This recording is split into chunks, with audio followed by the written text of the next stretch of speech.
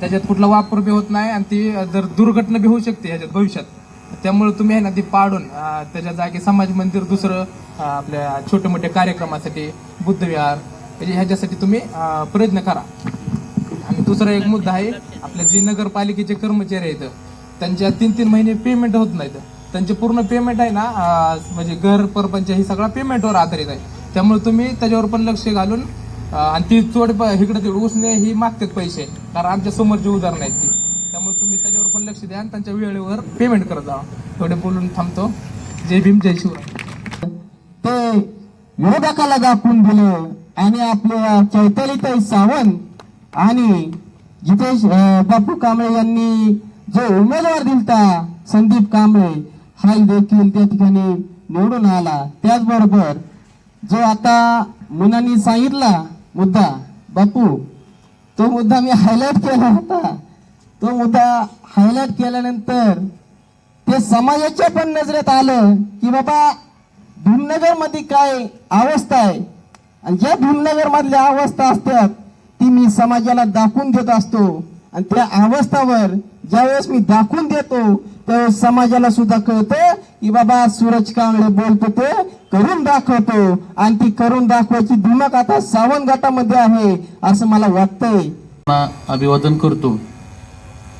आजच्या सत्काराच्या निमित्तानं आज भीमनगर, सिद्धार्थनगर, साठेनगर, सुमननगर यांच्या वतीने आज करमाळा शहर विकास आघाडीचे विजयी उमेदवार यांचा सत्कार ठेवला. त्याबद्दल तुमचे सर्वांचे मी आभार मानतो. या कार्यक्रमाच्या निमित्तानं उपस्थित असणारे आपल्या भागाचे आदरणीय माजी नगरसेवक मुकुंद तात्या कांबळे, आमचे मित्र जितेश बापू कांबळे, या ठिकाणी उपस्थित असणारे नगरसेवक संजय सावंत, नगरसेवक रविभाऊ जाधव, संदीप कांबळे, अमोल परदेशी, अभयजी महाजन, उमरा, या भागातील सर्व माता भगिनी, बंधू भावांनो, या कार्यक्रमाच्या निमित्तानं मी शहर विकास आघाडीच्या वतीने हा जो सन्मान केला मुकुंद तात्या आणि अजय भाऊ यांच्या निवेदनाने, खऱ्या अर्थानं तात्या अजयचं चिन्ह होतं हिरा आणि हा हिरा असन.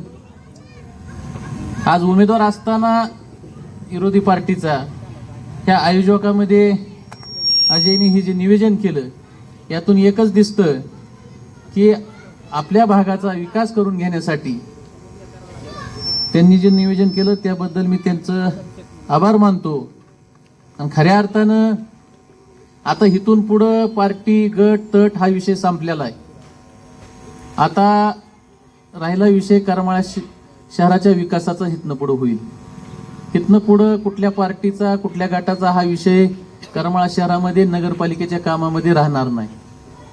तुम्ही ज्या पद्धतीने मागण्या केलेल्या आहेत समाज मंदिराच्या भीमनगरमधील, ते मी पण बघितलेलं आहे. प्रचारामध्ये असताना अत्यंत धोकादायक परिस्थितीमध्ये ती इमारत झालेली आहे. त्याचा आपण नगरपालिकेच्या मार्फत स्ट्रक्चर ऑडिट करून कायदेशीर ते धोकादायक असं सिद्ध करू आणि नवीन सभागृह कसं लवकरात लवकर करण्यात येईल असंही मी तुम्हाला आश्वासन देतो. राहिला मुद्दा आपल्या नगरपालिकेतील सर्व सफाई कामगारांचा, हा मुद्दा मी आज ऐकत नाही. गेली मला वाटतं 5-6 महिन्यांपासून हे कामगार बंधू सतत आमच्याकडे येतात. आम्ही अधिकाऱ्यांना फोन करतो, परंतु सत्ता नसल्यामुळं कुठंतरी त्याला ब्रेक लागत होता.